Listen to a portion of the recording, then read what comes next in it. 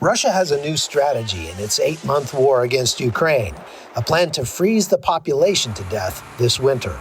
Targeted attacks on civilian infrastructure with a clear aim to cut off men, women, children of water, electricity, and heating.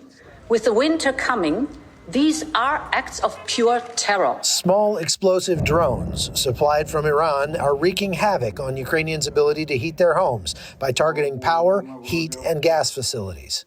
In just over a week, the attacks have left more than 1,000 villages without power and destroyed a third of all power generation capabilities.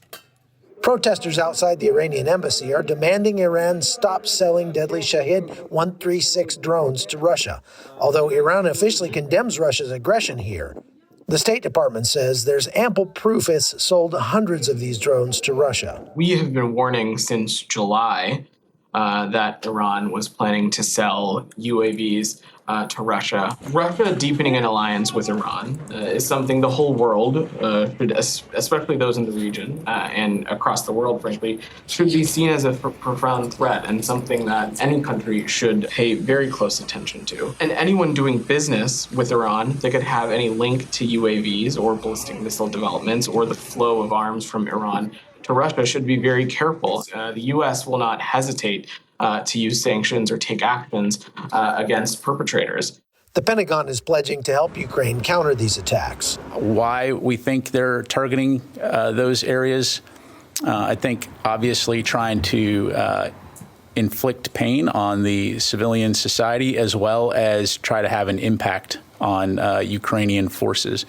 But what we've seen so far is Ukraine be very resilient in their ability to get things like their power grids back up online quickly. In the meantime, our focus will continue to be on working with them to identify what their needs are, to include things like air defense, and we'll work to try to get those capabilities to them as quickly as possible.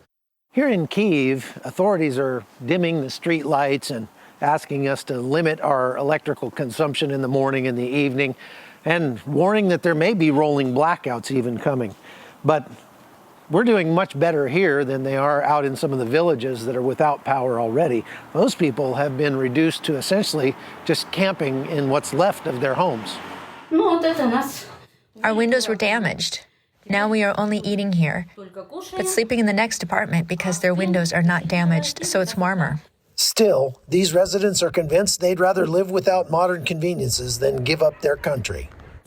I have arms and legs, so I'm not scared of the cold because I can find wood and heat the stove. It's really cold.